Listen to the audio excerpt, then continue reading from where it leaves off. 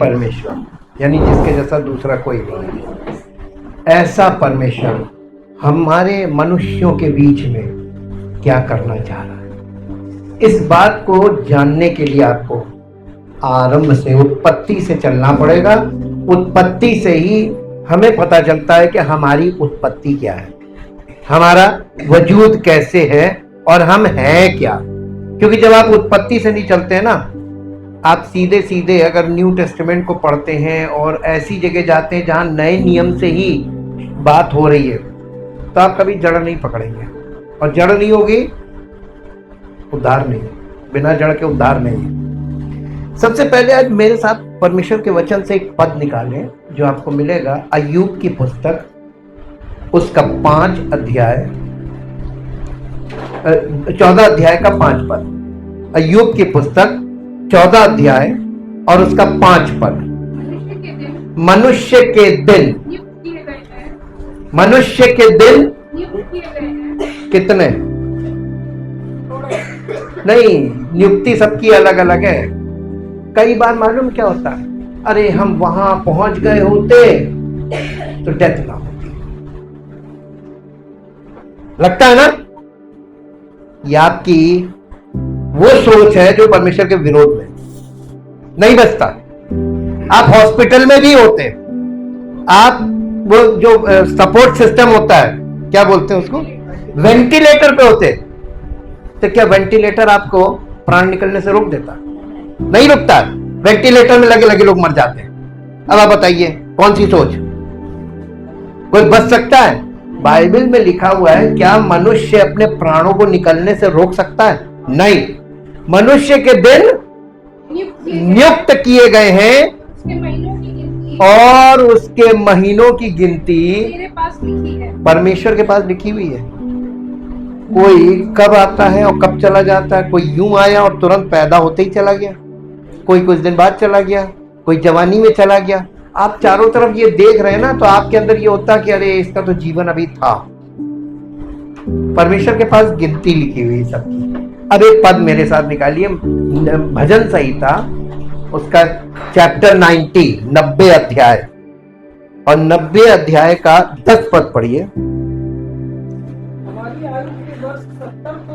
हमारी आयु के वर्ष 70 तो होते हैं, और चाहे बल के कारण 80 वर्ष भी हो जाए, तो भी उनका घमंड केवल कष्ट और शोक ही शोक है। आगे पढ़िए। और वो जल्दी कट जाती है, हम जाते रहते हैं, तेरे क्रोध की शक्ति को और भय के रोग योग्य तेरे रोष को कौन समझता है? जी आगे।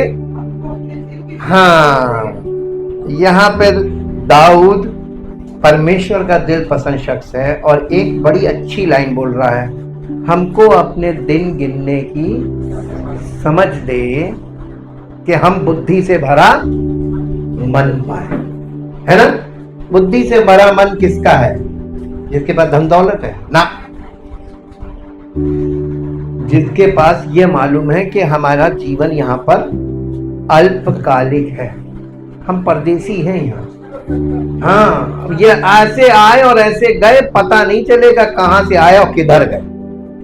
ठीक, अब ऐसे इतने थोड़े से जीवन में मनुष्य की अभिलाषाएं देख लीजिए, उसकी इच्छाएं देख लीजिए, उसकी कल्पनाएं देख लीजिए। परमेश्वर कहता है यार ये क्या कर रहा है? बुद्धि, यानी बुद्धि से भरा मन, अपने दिन गिनने की समझ। आपको ये मालूम होना चाहिए कि ये गया, इसके दिन पूरे हो गए और हमारी बारी है, तो हमें क्या करना चाहिए?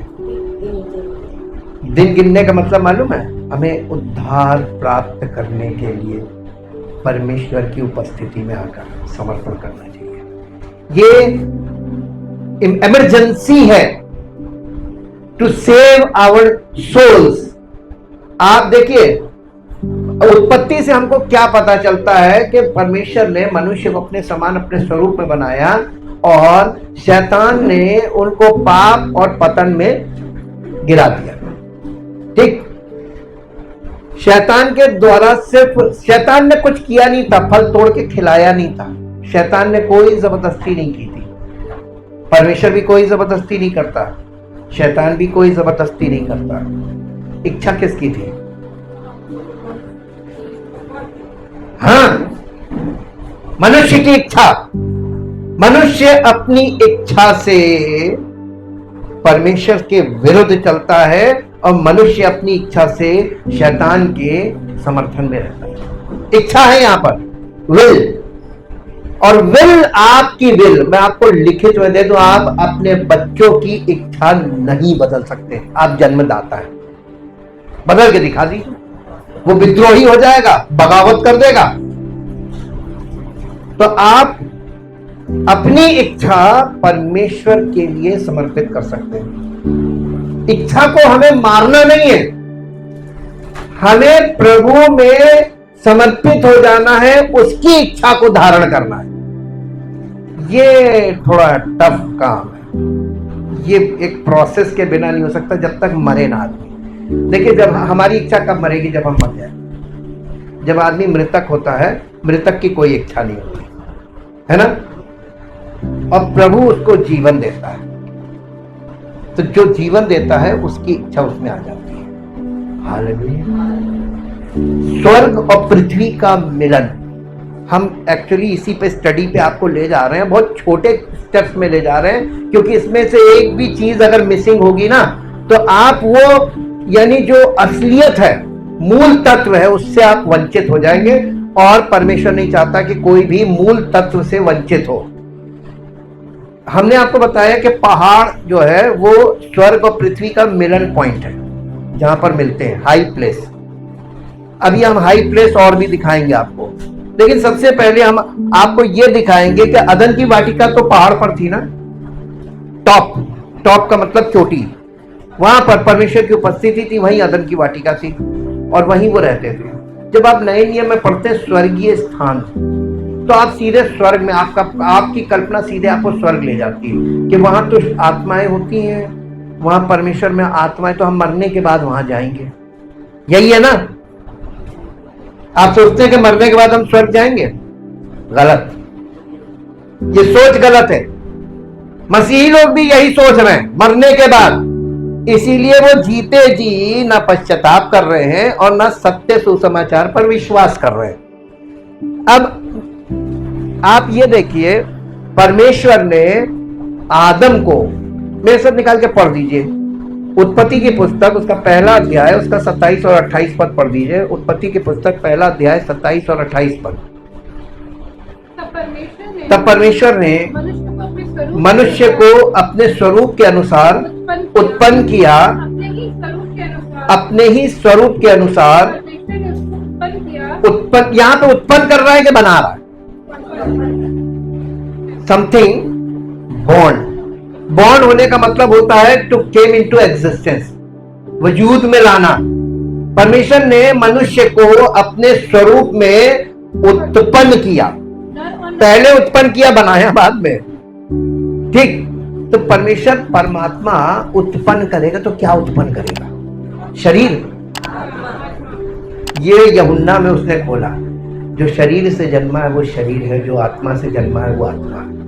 तो आत्मा से, मनुष्य की उत्पत्ति आत्मा से, परमात्मा से, है ना? परमेश्वर ने उसको उत्पन्न किया और नर और नारी करके उसने मनुष्य की सृष्टि की, यानी नर और नारी को उत्पन्न कर दिया। परमेश्वर ने उत्पन्न किया। अब नर और नारी को उत्पन्न किया तो परमेश्वर ने दोनों को इक्वली बनाया, आत्मा में इक्वल है।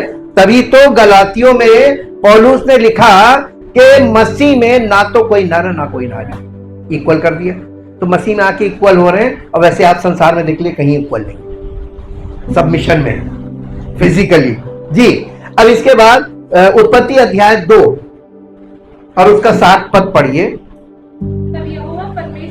तब यहोवा परमेश्वर ने आदम को भूमि की मिट्टी से रचा और उसके नथनों में जीवन का श्वास फूंक दिया और आदम जीवित प्राणी बना। परमेश्वर ने क्या किया बताइए यहां पर?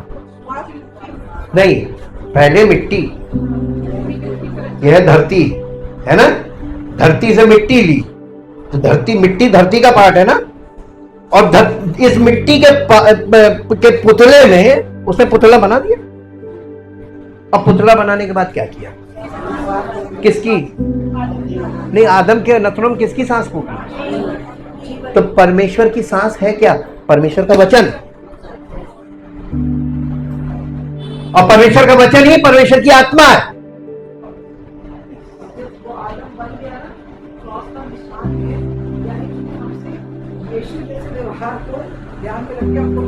जी,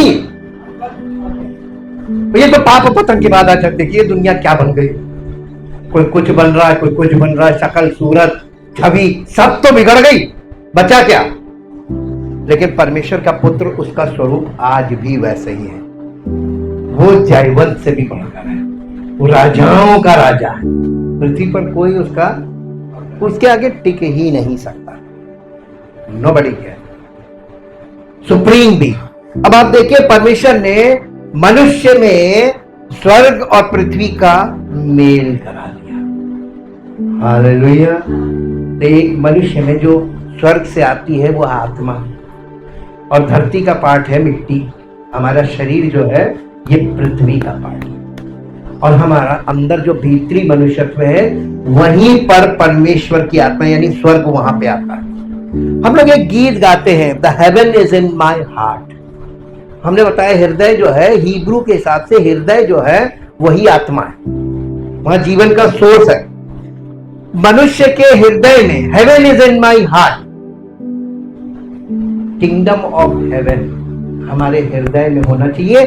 धरती और स्वर्ग मिलन बिंदु हम हैं। तब आपको पहाड़ के ऊपर जाने की जरूरत नहीं। हालेलुया। मसीह की देह वो मिलन पॉइंट है, क्योंकि ये सिद्ध है मसीह की देह पुनरुत्थान की, जयवंत है, पाप पर जयवंत है, मृत्यु पर जयवंत है। जब आप मसीह की देह का अंग बनते हैं, पाप पश्चाताप करके समर्पित होते हैं देह में, तो आप स्वर्ग के वंश बन जाते हैं। हालेलुया। अब ये काम प्रभु करता कैसे है, इसमें आपको ध्यान देना पड़ेगा कि अब्राहम से परमेश्वर ने वायदे किए थे। अब्राहम से परमेश्वर ने वायदे किए थे। आज मैं आपको बहुत थोड़ा सा, यानी वर्सेस बहुत जरा सी होंगी, लेकिन उसका अर्थ आप समझिएगा कि क्या है। परमेश्वर ने अब्राहम से जो वायदे किए थे, God's promises to Abraham was incredible. English में लिखा इनक्रेडिबल। इनक्रेडिबल का मतलब क्या होता है? इनक्रेडिबल का मतलब होता है, इनक्रेडिबल मीन्स इम्पॉसिबल, इम्पॉसिबल और डिफिकल्ट टू बिलीव, विश्वास करने में कठिन और इम्पॉसिबल, लगभग असंभव। परमेश्वर ने अब्राहम से कौन से वायदे किए थे? इनक्रेडिबल मतलब असंभव, ऐसी बातें की थी जो असंभव है। आज लोग मसीह में विश्वास क्यों नहीं करते? सच्चा सुसमाचार जो वो असंभव बात करेगा, आपको उसी पर विश्वास करना है, और आपको जो झूठा सुसमाचार दिया जा रहा है वो अट्रैक्ट करेगा, क्योंकि हर आदमी को कुछ चाहिए, नौकरी चाहिए, चंगाई चाहिए, फिजिकल चीजें चाहिए, तो झूठ बोला जा सकता है, भीड़ एकत्रित हो जाएगी। और संसार में क्या चलता है? भीड़ तंत्र से आप नेम फेम मनी, तीन चीजें आती हैं। हालेलुया। यीशु मसीह के पीछे भीड़ चलती थी, उसने उसे कलीसिया क्यों नहीं कहा? नेताओं के पीछे भीड़ चलती, वो कलीसिया नहीं है। वो सब अपने अपने उद्देश्य से उनके पीछे चल रहे, जैसे नेताओं के पीछे चल रहे वैसे यीशु मसीह के पीछे चल रहे थे। उसको शारीरिक नेता समझ के क्या आ गया, यही राजा बनेगा, इसके पीछे चलो। सब शारीरिक रूप में लगे थे, और यीशु मसीह सबको जान रहा था, जैसे नेता भी जानता है ये अभी मेरे पीछे चल रहे हैं, वोट मिल जाने तो फिर मैं तो ये मुझे पाएंगे नहीं। आप अनुभव से देखिए, उम्र बहुत हो गई है, ये देखते देखते देखते देखते पूरी दुनिया में जो डेमोक्रेटिक सिस्टम चल रहा है ये पीपुल्स राइट है। शायद मेरी बात समझ रहे होंगे, इंग्लिश में बोला। पीपुल्स राइट का मतलब लोगों का अधिकार है। लोकतंत्र का मतलब लोग अपने अधिकार से काम कर रहे हैं। लेकिन क्या आपको लगता है कि ये लोकतंत्र है? क्या लोगों का अधिकार, वोट का अधिकार लोगों के पास है, लेकिन क्या लोगों का अधिकार वास्तव में काम करता है कि यहां पे करप्शन है? तो ये लोकतंत्र जो है, ये जो डेमोक्रेसी है, क्या ये भ्रष्टाचार में नहीं है? भ्रष्टाचार आकाश से आ रहा है कि मनुष्यों के जिंदगियों में है, स्वभाव में है? क्या ये भ्रष्टाचार खत्म हो सकता है? चाहे आप कोई कानून ले आओ, कानून बनाने वाले भी तो मनुष्य ही हैं, वो भी करप्ट है।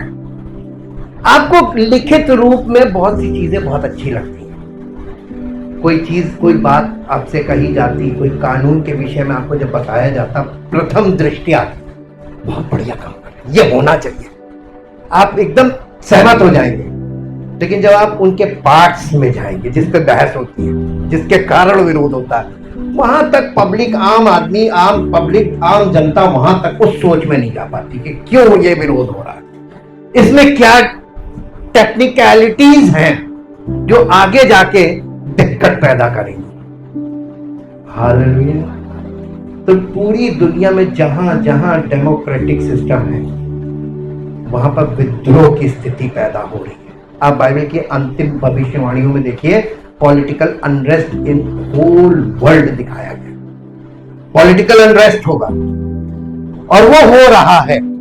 लेकिन आपको एक चीज और बताएं कि डेमोक्रेटिक सिस्टम आपने बचपन से देखा और जाना है, किंगडम आपने नहीं देखा है। किंगडम के लिए इतिहास हमको बताया जाता है, इतिहास बताता है किंगडम।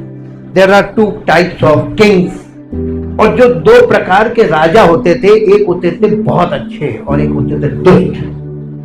तो दो प्रकार का किंगडम होता था। दुष्ट राजा आता था तो वो उस राज्य को दुष्टता से चलाता था, लोगों को दमन करता था, प्रताड़ित करता था और लोग परेशान होते थे। और दूसरा अच्छा राजा आता था तो लोग बलवंत होते थे और खुशहाली आती थी। राजा का मतलब आप समझते हैं? किंगडम का मतलब आप समझते हैं? किंगडम का मतलब क्या है? डेमोक्रेटिक सिस्टम वाला आदमी किंगडम कभी नहीं समझ सकता। किंगडम का मतलब क्या होता है? नहीं, राज्य तो होता है किंग। अब इसको इंग्लिश में ही दो भाग किए, किंग प्लस डोमेन। किंग का मतलब होता है राजा और डोमेन का मतलब होता है प्रजा। राजा का प्रजा के लिए काम करना। और राजा क्या करता था? राजा करप्शन कैसे चेक करता था? राजा रात में भेष बदल कर विजिलेंस चेक करता था, और विजिलेंस चेक होती थी जिसमें वो रेड हैंडेड पकड़ता था कि कहां क्या चल रहा है। और किंगडम की एक खास बात होती थी कि जिस किंगडम में एक भी भिखारी नहीं है, वही किंगडम अच्छा माना जाता, और जिसके राज्य में भिखारियों की संख्या ज्यादा होती थी, वो किंगडम अच्छा नहीं माना जाता था। हालेलुया। और डेमोक्रेटिक सिस्टम में पूरी जनता को आप भिखारी बना ली, फिर भी राजा है, फिर भी बहुत अच्छा है, फिर भी बहुत अच्छा है, और लोग राजा की जय जयकार कर रहे हैं। अरे राजा कहां है? ये तो गवर्नमेंट है। गवर्नमेंट में और किंग में अंतर है, और बाइबल इसी विषय पे बात कर रही है। लोगों की समझ में नहीं आ रही है क्योंकि लोगों को इतिहास नहीं मालूम है। जैसे कि नूह के जमाने में कोई राजा नहीं था, ना डेमोक्रेसी, वहां पे कोई गवर्नमेंट भी नहीं थी, तो फिर तो अपने मन का सबका राज्य था, सब अपने अपने मन से चल रहे थे। वही हाल आज नहीं हो गया। हमारे जो ग्लोब है उस पे नक्शे पे एक छोटा सा कंट्री है जिसने पूरी दुनिया पर शासन किया है, उसको कहते हैं द ग्रेट ब्रिटेन। साइज में बहुत छोटा है, लेकिन ब्रिटेन में डेमोक्रेटिक सिस्टम है। क्या क्या है वहां पे? है? जी नहीं है? नहीं, फिर से जाके स्टडी कीजिए, गूगल से सर्च कीजिए। वहां पर डेमोक्रेटिक सिस्टम है लेकिन उसके ऊपर किंगडम है, वहां डबल है जी। राजा अभी भी, हाँ रानी डेथ हो गई, अभी भी राजा है और वो डेमोक्रेटिक सिस्टम के ऊपर किंग। हालेलुया। ये एक एग्जाम्पल आप ले लीजिए। परमेश्वर हमारे जीवन में यही चाहता है कि तुम राज्य करो, डेमोक्रेटिक सिस्टम तुम, लेकिन उसके ऊपर मेरे अंडर। हालेलुया। और पूरी दुनिया पर शासन ग्रेट ब्रिटेन ने क्यों किया? इसीलिए किया। और ये एग्जाम्पल बाइबल हमारे सामने रख के, प्रभु यीशु मसीह राजाओं का राजा, तो उसके राज्य में सब राजा होने चाहिए। हम लोग सब राजा हैं, हम राजाओं का वंश है।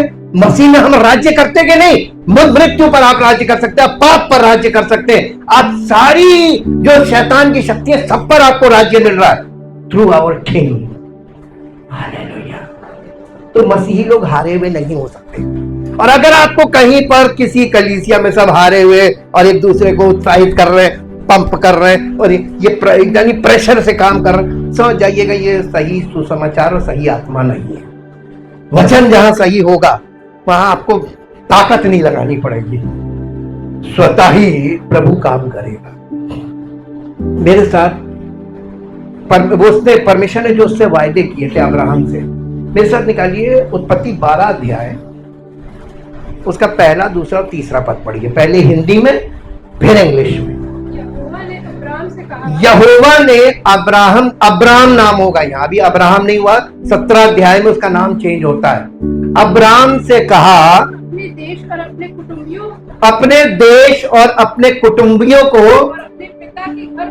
और अपने पिता के घर को छोड़कर उस देश में चला जा जो मैं तुझे बताऊंगा। नहीं, क्या करूंगा?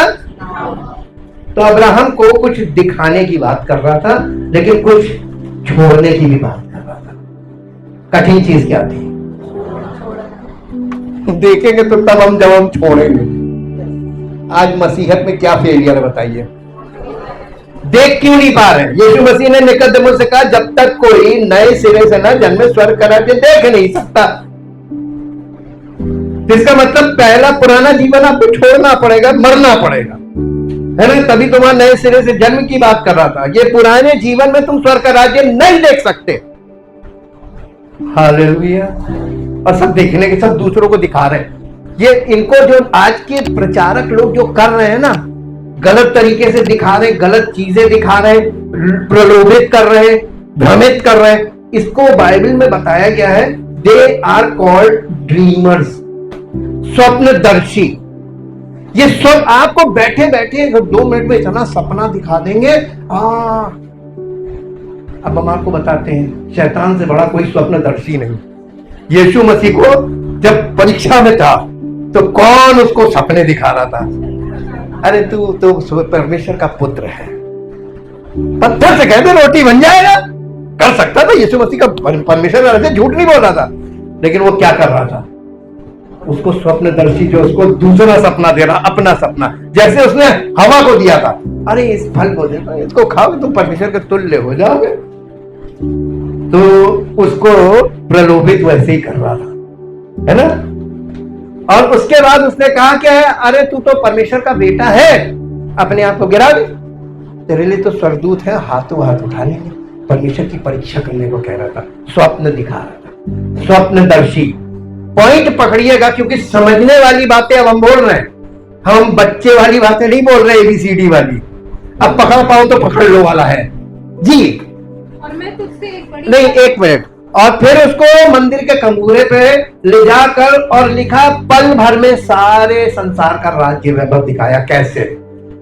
जैसे सपना दिखाया जाता है। स्वप्नदर्शी लोग। आपको एक बात बताएं, हमेशा चाहे पॉलिटिकल व्यक्ति हो और चाहे स्पिरिचुअल लीडर हो, पॉलिटिकल लीडर और स्पिरिचुअल लीडर दोनों में इस युग में एक चीज समानता पाएंगे आप।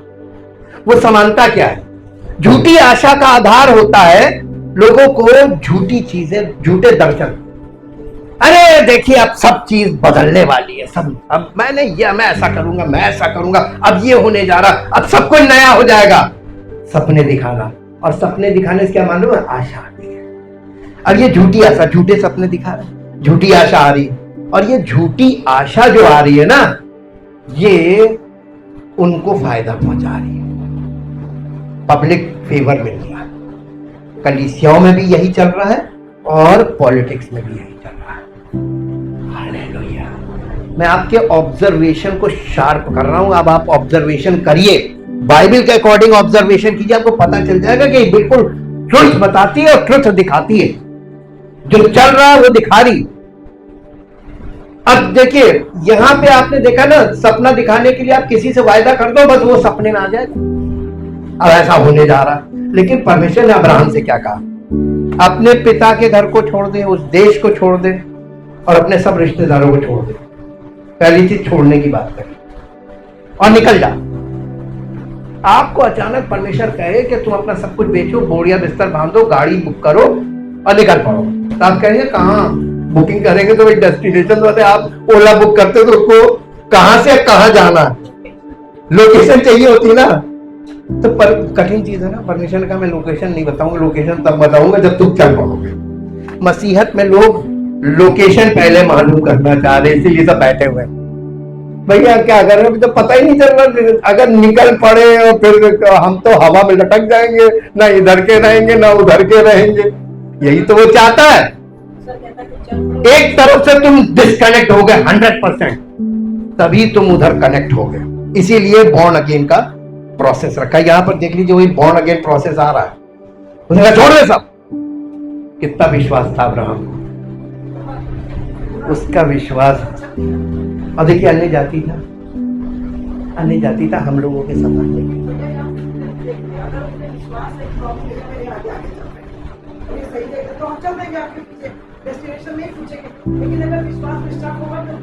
जी जी जी, हम बता रहे, हम देखिए जो विश्वास करेगा वो पकड़ लेगा पॉइंट को, जो नहीं करता वो फंस जाएगा। अब आप देखिए आगे पढ़िए। और मैं तुझसे एक बड़ी जाति बनाऊंगा। और मैं तुझसे, दूसरा पॉइंट, मैं तुझसे बड़ी जाति, यानी बड़ी जाति का मतलब इंग्लिश में पढ़ेंगे, इंग्लिश में क्या लिखा है, I will build great nation through you. मैं तेरे द्वारा एक बड़ा राष्ट्र बनाऊंगा। यही तो हमारी स्टडी में ग्राफ में है ना, फैमिली के बाद नोआ फैमिली था, यहां नेशन की बात कर रहा। तो परमेश्वर का प्रोग्रेसिव कॉवेनेंट, ये कॉवेनेंट प्रोग्रेशन है। और उसने अब्राहम से कहा कि मैं तुझसे एक बड़ा राष्ट्र बनाऊंगा। क्या आपको, आप अपने आप को अब्राहम की जगह रखिए। अब्राहम की उम्र 75 साल है, ये 12वें अध्याय में। और अब्राहम की पत्नी जो थी वो बांझ थी। ये बताइए कि उससे परमेश्वर कह रहा मैं तुझसे एक बड़ा राष्ट्र बनाऊंगा। अनबिलीवेबल, विश्वास करने योग्य नहीं था। पूछिए क्यों? फिजिकली वो संतान नहीं पैदा कर सकते थे, क्योंकि दोनों तरफ से फॉल्ट था। पत्नी बांझ थी और वो 75 साल का था। तो उसने विश्वास क्यों कर लिया?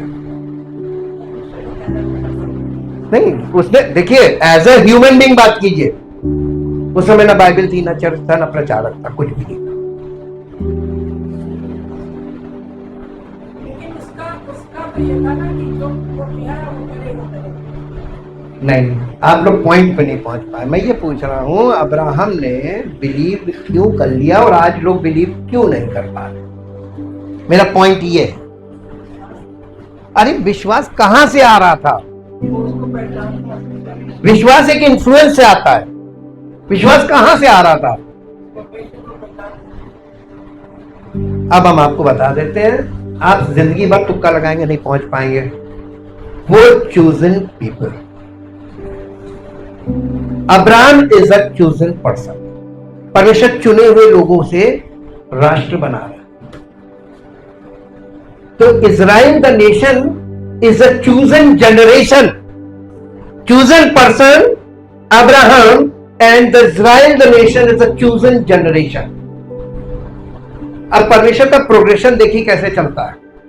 और अब्राहम को परमेश्वर ने यानी वो चुना हुआ था, और जो चुना हुआ व्यक्ति, अब आइए आज के में, परमेश्वर ने क्या कहा है, यीशु मसीह ने क्या कहा कि मैं पापियों को और जो संसार में खोए हैं, मैं उनको बुलाने और उनको पश्चाताप के लिए बुलाने आया हूं। तो यीशु मसीह आए, लेकिन उसने कहा मैं चुने हुए लोग। कलीसिया का मतलब क्या है? चुने हुए लोग, जो बुलाए हुए और चुने हुए, छुड़ाए हुए। आपको संसार से छुड़ा के चुनकर कलीसिया में ला रहा। यू आर चूजन पीपल, आप चुने हुए लोग हैं। और चुने हुए लोग, आप संसार के लोग शायद ना विश्वास करें, लेकिन हम लोग अब्राहम की तरह विश्वास कर सकते हैं, क्योंकि हम सुसमाचार सुन रहे हैं और हिस्ट्री में जाके हमको दिखा रहा पवित्र आत्मा, है ना। तो हम अब्राहम को अपने समान मान के कि वो कर सकता तो हम क्यों नहीं कर सकते? उसने किया ही क्या था? सिर्फ मान लिया था कि हाँ प्रभु आप कर सकते, इतनी सी बात थी। बिलीव का मतलब है मान लेना। अगर मान लीजिए कोई आपका बहुत फास्ट फ्रेंड है और वो आपसे कह रहा है कि आप उसके कह रहे हैं अरे वो तो ऐसा है, तो आप वो कह रहा है नहीं वो ऐसा नहीं है, आपको लग रहा है लेकिन वो ऐसा नहीं है, और आपका अगर बहुत बढ़िया भरोसेमंद दोस्त है तो आप उस पर बिलीव कर लेंगे। हाँ हो सकता सही बोल रहा, हम गलत, हमारा नजरिया गलत हो सकता है, लेकिन ये हम सही बोल रहा है क्योंकि हमारा भरोसेमंद है, बहुत पुरानी फ्रेंडशिप है। तो रिश्ते में जितनी ज्यादा विश्वास योग्यता होती है उतना भरोसा हो जाता है कि आप विश्वास कर लेते हैं कि हाँ यही है, बिलीव, मान लेना। अगर कोई आपसे कह रहा है कि ये ऐसा हो जाएगा और आप कहेंगे ठीक है हम मान लेते हैं। आपने सवाल देखा, हम लोगों को सवाल सिखाया जाता था, हाँ उसमें सपोज आता था ना, एक्स फैक्टर बनाते थे, कुछ नहीं है, एक फॉल्टी फिगर बना दी कि मान लो ये है एक्स, उसकी वैल्यू जो आती थी वो एक्स होती थी, तो असली चीज वैल्यू थी, एक्स नहीं था, है ना। वैसे ही सुसमाचार वैसे ही है। अब आप जब देख रहे हैं कि परमेश्वर ने अब्राहम से क्या था, क्या कहा, अब फिर से पढ़िए, पहला दूसरा तीसरा तीनों पर। यहोवा ने अब्राहम से कहा, हाँ यहोवा ने अब्राहम से कहा अपने देश और अपने कुटुंबियों अपने देश और अपने कुटुंबियों और अपने पिता के घर को छोड़, अपने पिता के घर को छोड़ उस देश में चला जा जो मैं तुझे दिखाऊंगा। इस वाले वाक्य को, इस वाले पार्ट को बोलते हैं the call of Abraham, Abraham की बुलाहट जी। और मैं तुझसे एक बड़ा राष्ट्र बनाऊंगा, यह परमेश्वर का वायदा जी। अगर मान लीजिए अब्राहम, जो परमेश्वर ने उसको बुलाने के लिए जो आज्ञा दी है वो ना माने, तो इसके बाद वाला पार्ट हो पाएगा? है? क्यों नहीं होगा? तो आप क्या सोचते हैं कि आपके परिवार का उद्धार हो जाएगा जब आपने स्टार्टिंग किया? शुरुआत किसको करनी? यदि तू विश्वास करेगा तो तेरे साथ वो लोग तब आएंगे जब तुम विश्वास करोगे, उनको फल मिलेगा ना जी। और इसके बाद उसने क्या कहा? और तुझे आशीष दूंगा और तेरा नाम महान करूंगा। अब यहां पे थोड़ा सा रुकिए, ये बताइए बाबुल की मीनार क्यों बना रहे थे? अपना नाम महान करने के लिए। परमेश्वर ने वो मैनुअल प्रोसेस को रोक दिया। आज भी कलीसियाओं में और पॉलिटिक्स में मैनुअल प्रोसेस चल रहा है, सब अपने आप को महान बनाना मांग रहे, लेकिन ये इनकम्प्लीट प्रोजेक्ट है। यही है बाबुल की मीनार जो कभी कोई बना नहीं पाया है। अपने प्रयास से और अपने समर्थन में लोगों को जमा करके आप एक ऊंचाई पाना चाह रहे हैं, ठीक, लेकिन परमेश्वर इस काम को कैसे करता है? परमेश्वर कैसे करता है? मसीही लोगों को कैसे ये म्यार मिलता है? अब्राहम से सीखिए। परमेश्वर ने अब्राहम से कहा मैं तेरा नाम महान करूंगा और तू आशीष का, you are the root of blessing, आशीष का मूल होगा, जो तुझे आशीर्वाद दे। कौन? मैं कौन? परमेश्वर कह रहा मैं उसको ब्लेस करूंगा जो तुझे ब्लेस करेगा जी। और जो तुझे कोसे उसे मैं श्राप दूंगा। अरे बाप रे बाप, कोई कहता, कोई सोच रहा होगा परमेश्वर श्राप नहीं देता। हाँ, आशीष और श्राप कंडीशनल है, ये कंडीशन पर है। ये मत सोचिएगा जो परमेश्वर ब्लेस करता है वो कर्ज भी कर सकता है। हालेलुया। तो अब्राहम को उसने ब्लेसिंग फॉर ऑल नेशंस बनाया, और जो तुझे ब्लेस करेगा उसे परमेश्वर कह रहा मैं ब्लेस करूंगा। अब्राहम नहीं करेगा ब्लेस, गॉड ब्लेस हिम। और जो तुझे कोसे, परमेश्वर कहता वो मैं उसे श्रापित कर दूंगा। जी। और भूमंडल के सारे और भूमंडल, देखिए भूमंडल का मतलब द होल यूनिवर्स, ग्लोबली ये काम होगा। द होल यूनिवर्स, भूमंडल के सारे कुल तेरे द्वारा आशीष पाएंगे। किसके द्वारा? अब्राहम के द्वारा। तो देखिए मसीही जीवन, अब्राहम का सीड कौन है? वंश। अब अब्राहम को यहां ले आइए नए नियम में। यहां कौन है अब्राहम का वंश? अब इसके द्वारा भूमंडल के सारे कुल आशीष पाएंगे। आशीष पाने का मतलब क्या है? उद्धार से आरंभ होती है आशीष। बॉर्न अगेन, उद्धार का मतलब बॉर्न अगेन, नए सिरे से जन्म आपका होगा, आपको आशीष मिलने लगी। कौन देगा? परमेश्वर।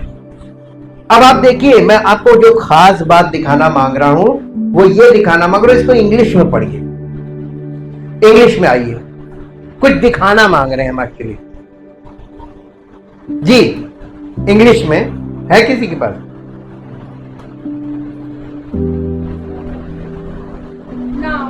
Now in Haran, the Lord said to Abraham, the Lord said to Abram, go for yourself, for for your own advantage, away from your country, from your country, from your relatives, and your father's house, to the land that I will show you. I को गोला कर दीजिए, that I will show you, I जो तुमको दिखाएगा। I का मतलब हिंदी में मैं, I जो तुमको दिखाएगा, जो मैं तुमको दिखाऊंगा। जी। And I will make of you a great nation, मैं तुमको तुमको एक राष्ट्र बनाएगा। जी। and I will bless you And I में गोला मारते जाइए, will bless you with abundant increase of favors, with abundant increase of favor, and make your name famous and distinguished, and you will be a blessing, dispensing or good to others, good to others। हाँ। and I will bless, I जो है वो तुमको bless करेगा। those who bless you, जो तुमको आशीष देंगे उनको bless करेगा, तुमको नहीं। who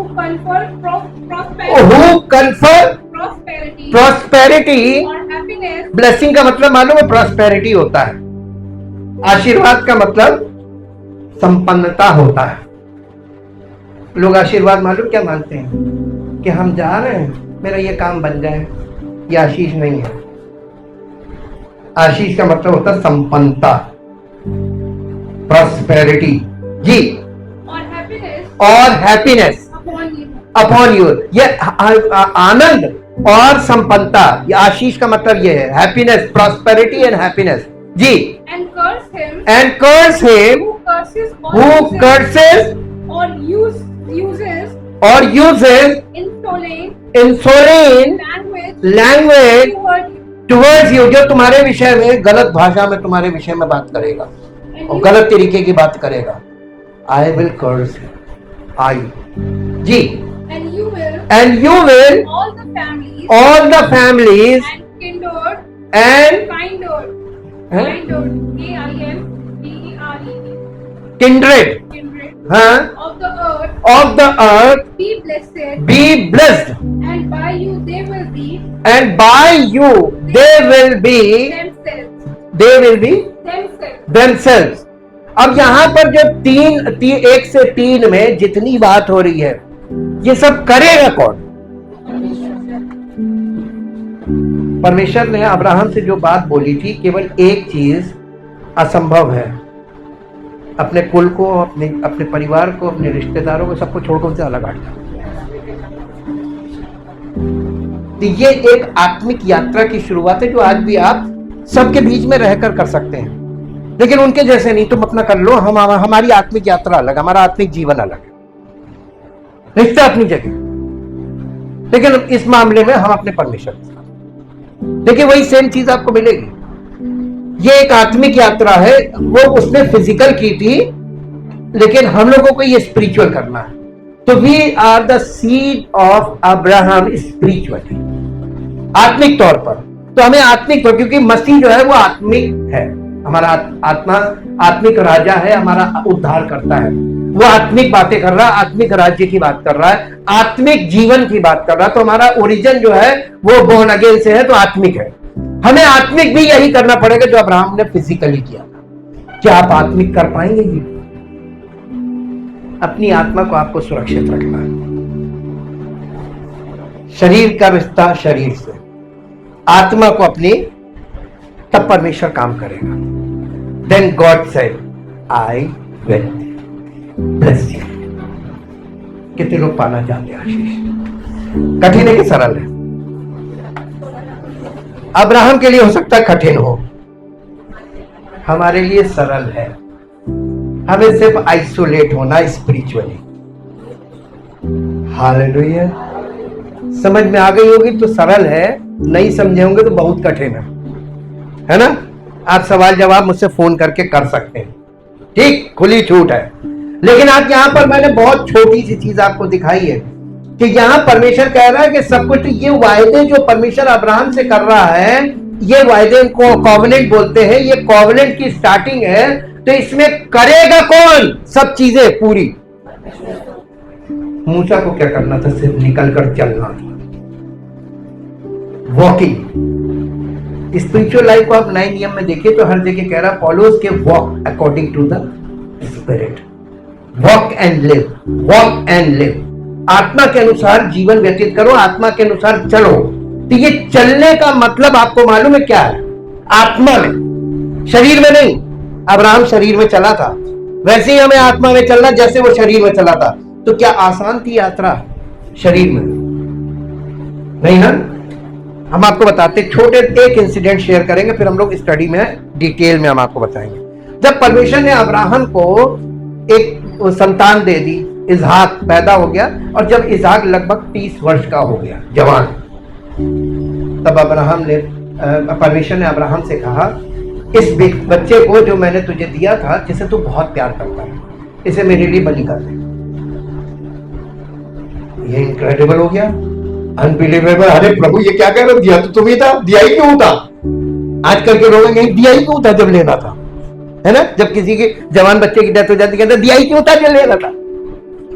ये तुम लोग की सोच है, वो लेता नहीं है। अब तो उसने दिन नियुक्त कर दिए ना, तो समय के हिसाब से सब अपने टिकट कटता वापस। अब यहां पर देखिए परमेश्वर से, जब ये परमेश्वर इसको टेस्ट कर रहा है, टेस्टिंग देखिए कितनी हार्ड टेस्टिंग होती है। आप कहां फेल होंगे? आप सोचते हैं कि कल्पना करते हैं सिर्फ टेस्टिंग की, लेकिन टेस्टिंग वास्तविक होगी। इसीलिए हम शुरू से बार बार बता रहे हैं कि भैया जैसे ही तुम वचन सुनोगे, तुम्हारे जीवन में तुरंत वो परीक्षा होगी, और हर पड़ाव पे तुमको वचन से ही जयवंत होगे। यीशु मसीह वचन पे वो शैतान से कैसे जीता था? लिखा है। और जब तुमको मालूम ही नहीं होगा कि क्या लिखा है, तो क्या जीत पाओगे? शैतान तो उठा पटक के बगल में दबा के लेके चल देगा, चल। परमेश्वर को जानता हूं, उसके वचन को जानता हूं, उसके सच्चे लोग हैं। तुम कौन हो? आप चलो मेरे साथ, मेरे यहां से भाग रहे हो भगोड़े, वहां के तुम हो नहीं, और यहां से तुम भाग रहे हो घुसपैठिया। ये भी एक विषय चल रहा ना स्पिरिचुअली घुसपैठिए। कलीसिया में पौलुस ने लिखा इंट्रूडर्स, बहुत घुसपैठिए आएंगे कलीसिया में। कह रहा मेरे जाने के बाद इतने घुसपैठिए आएंगे तुम्हारे अंदर घुस के, और वो घुसपैठिए आके जैसे देश में नुकसान पहुंचाते वैसे कलीसिया में नुकसान पहुंचाएंगे। इंट्रूडर्स इंग्लिश में बोला गया। और वो घुसपैठियों ने आज कलीसिया को क्या कर दिया? मसीह का भेष धारण करके आते हैं, लेकिन आते हैं वो नेम फेम मनी के लिए, और लोगों में डिवाइड एंड रूल पॉलिसी लगा देते हैं, आपस में दलबंदी करवाते, भड़का देते हैं, एक दूसरे के खिलाफ करा देते हैं। मसीह ऐसा नहीं करता। परमेश्वर का आत्मा यूनाइट करता है, कभी भी गलत नहीं करता। लेकिन गलत लोग आएंगे, भाई आएंगे तो पापी ना है? तो परमेश्वर का आत्मा आपके जीवन से जब आपको चुनता है तो वो आपको ऐसा दृष्टिकोण देता है कि लोगों के अंदर तक आप झांक के देखेंगे ये शातिर आदमी है। तो वचन अनुमति देता है। उसने पौलुस ने अपने चेले तीमुथियुस को लिखा, लोगों को सिखा, डांट, ऐसा डांट या तो जीवन बदल जाए या भाग जाए, लेकिन कम से कम गड़बड़ी तो ना फैले। एक मछली सारे तालाब को गंदा करती है, प्रिंसिपल। एक गलत व्यक्ति कलीसिया में नुकसान पहुंचाएगा कि नहीं? और परमेश्वर ने हमें एक सिद्धांत दिया कि जो अंग नुकसान करे उसे काट के पीस देगा। ये परमेश्वर के ही सिद्धांत है। तो क्या करना चाहिए बताइए? हम परमेश्वर के आत्मिक नियमों का पालन करें या शारीरिक बातों में फंस जाए? हाँ, उलझाने वाले पापों से बचना है बहुत तरीके से।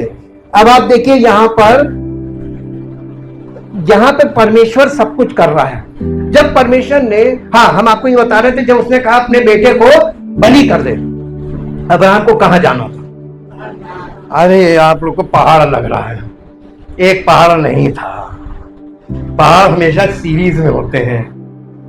कभी आप पहाड़ जाइए सीखने के लिए कि होते कैसे, और जो लोग गए उनको मालूम है, एक पहाड़ से दूसरे पहाड़, एक पहाड़ से दूसरे पहाड़, ये पहाड़ी रास्ते होते हैं, है ना? ये पूरी चेन होती, हिमालय सीरीज है ये। और ये कहां से चल रही मालूम? हिंदू कुश से शुरू है, हिमालय रेंज बोलते हैं। और ये हिमालय रेंज हम लोगों के यहाँ उधर पूरा उत्तरकाशी और उधर पूरा तक है, नेपाल सब बहुत बड़ा एरिया। इसमें हिमाचल आता, कितने स्टेट, अरुणाचल, जम्मू कश्मीर, हिमाचल, ये सारे स्टेट ये पहाड़ी स्टेट है, सिक्किम, राजस्थान सब। आप कभी पहाड़ पे जाएंगे तो पहाड़ पे पैदल चलना हो, आजकल तो गाड़ियों से लोग जा रहे हैं, आपको परमेश्वर बुलाए कि इस पहाड़ पे आना है, वहां पे समझ लीजिए आपको बुला रहा है कि एवरेस्ट पे आओ, लेकिन एवरेस्ट डायरेक्ट कहां जाएगी?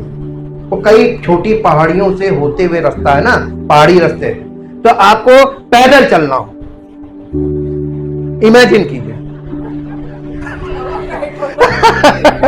और आप पहाड़ पे जाएंगे तो अपने मतलब भर का सामान आपको पीठ पे लाद के ले जाना पड़ेगा, ठीक? वहां ठंड भी होती है, वहां खाने वाने को कुछ नहीं मिलेगा। तो अब्राहम को जब उसने बुलाया तो एक लेवल तक, फुट ऑफ द हिल, एक लेवल तक तो वो लोग वहां पे गए, अपने सेवकों के साथ गए, क्योंकि बहुत अमीर आदमी था, इसके साथ सेवक भी गए। और उसने अपनी पत्नी को नहीं बताई ये वाली बात कि मैं बेटे को बलि करने जा रहा हूं। जवान बेटा था, अब बेटा साथ में जा रहा। अब बेटे को मालूम हो गया, जब वो लोग ऊपर जा रहे थे वहां वेदी बनाने, तो बेटे ने उससे जब प्रश्न किया, बेटा समझ गया था कि मेरी लगी, बलि का बकरा मैं ही हूं। लेकिन बेटे ने भी विरोध नहीं किया। बेटे ने क्यों नहीं विरोध किया? कभी भी जब ये प्रश्न आए ना, क्योंकि Abraham is a chosen person, तो उसका बच्चा भी उसमें चूजन है, उसके उसी का बीज है ना, ही इज ऑल्सो चूजन। तो Abraham is chosen, Isaac is chosen and Jacob is chosen. ये चूजन जनरेशन बन रही है, 3 जनरेशन, और यहीं से इजराइल का नेशन बना। देखिए परमेश्वर कितने आसानी से एक व्यक्ति से, और वो व्यक्ति जो संतान नहीं उत्पन्न कर सकता, इतना बड़ा राष्ट्र आज खड़ा हमारे सामने प्रमाण। किससे डरता है इजराइल? आज बताइए, एट प्रेजेंट वर्ल्ड में यूनाइटेड नेशन से डरता है? इसके पास ये पावर कहां से आई? Because he is a chosen nation, chosen generation. Chosen generation means nation. तो मसीह में हम क्या है? We also are chosen generation, और हम भी अब्राहम के वजह में। अब आपको गुड न्यूज दिखाते हैं। इफ्सियों की पत्री निकालिए, इसके बाद हम दुआ में चलेंगे। इफ्सियों की पत्री निकालिए, गुड न्यूज देखिए, मसीही लोगों को कहां जोड़ा गया है और हम कैसे हैं। कि इफ्सियों की पत्री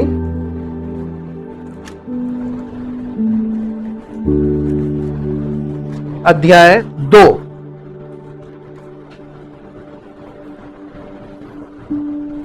अध्याय 2 और उसका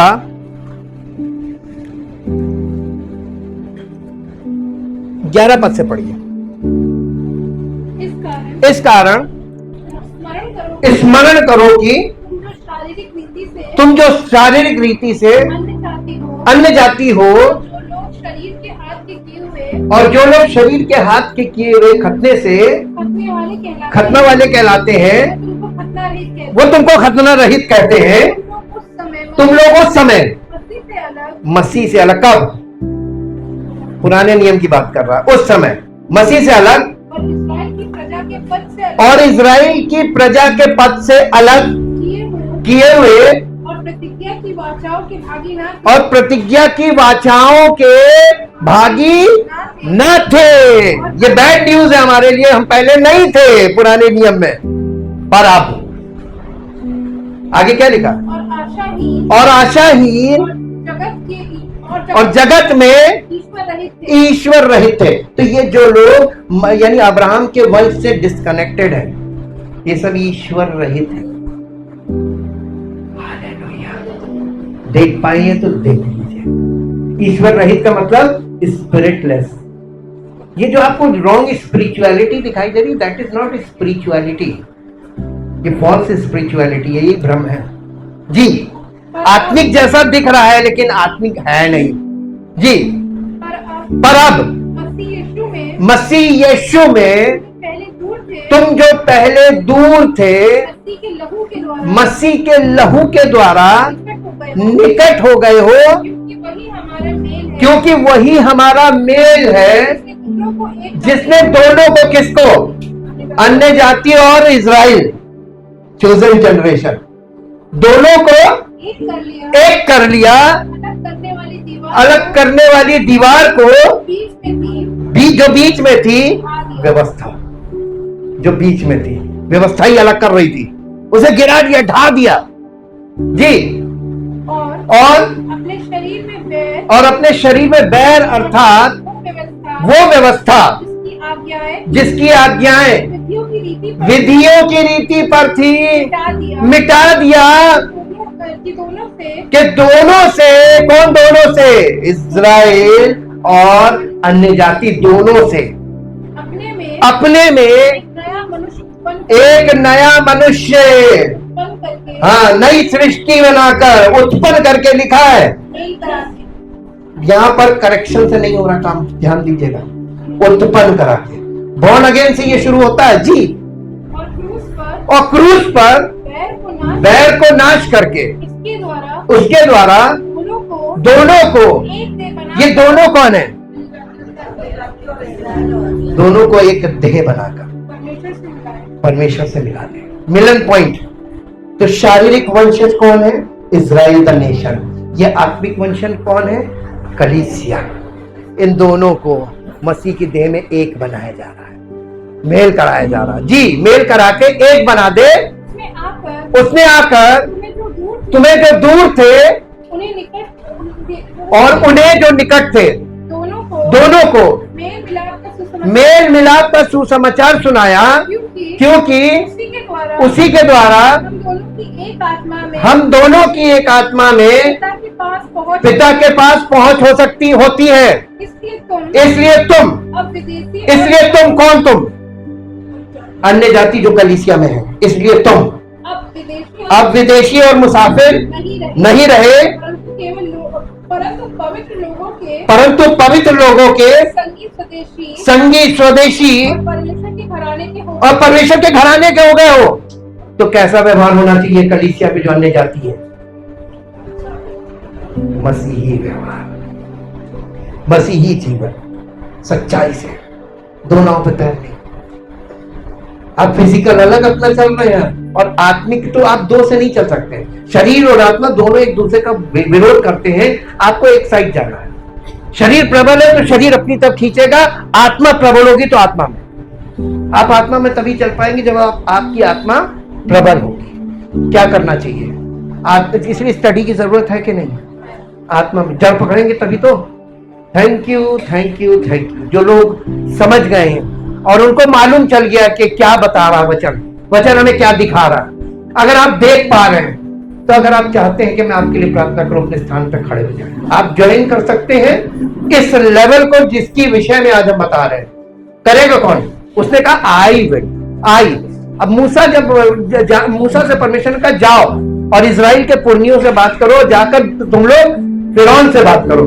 तो अब्राहम ने कहा कि वो हमसे पूछेंगे इजराइल के पुरनिये कि परमेश्वर का नाम बताओ, किस परमेश्वर ने तुमसे बात की? तो उसने कहा तेरा नाम क्या है? तो उसने कहा उसने यहोवा नाम से अपने आप को प्रोड्यूस किया, लेकिन पहले उसने कहा कि मैं जो हूं, I am that I am.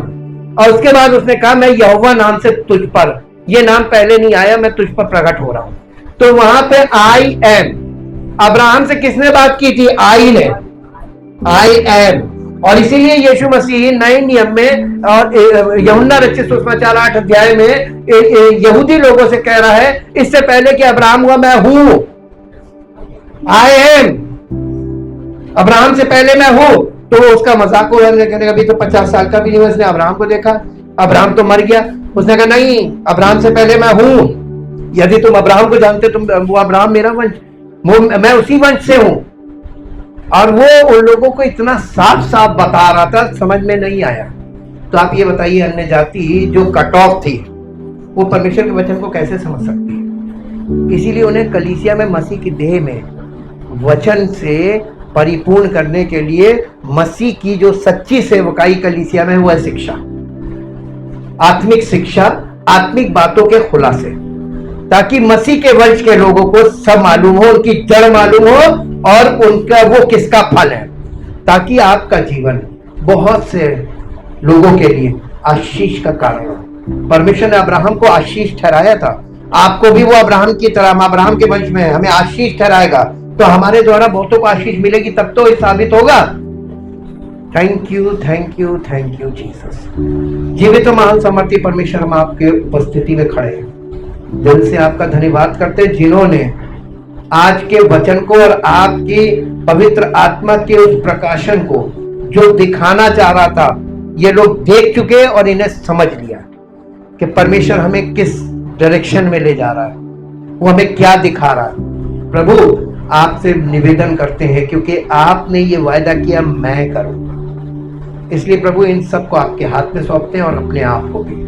हम सब की अगुवाई आप कर रहे हैं, आप ही कीजिए, और हमें आप वहां ले जा रहे हैं जहां हम जानते नहीं हैं। हम तो आपके चलाए चल रहे हैं, और जब हम आत्मा के चलाए चल रहे हैं तो हमें पूरा भरोसा है कि आप हमें अपने राज्य में लेकर जा रहे हैं, जो भरपूरी का है।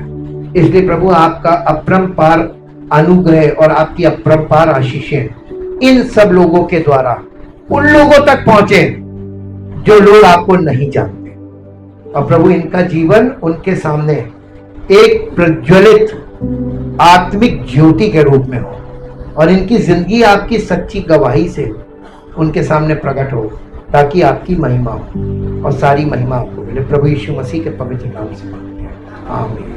अपने स्थानों पर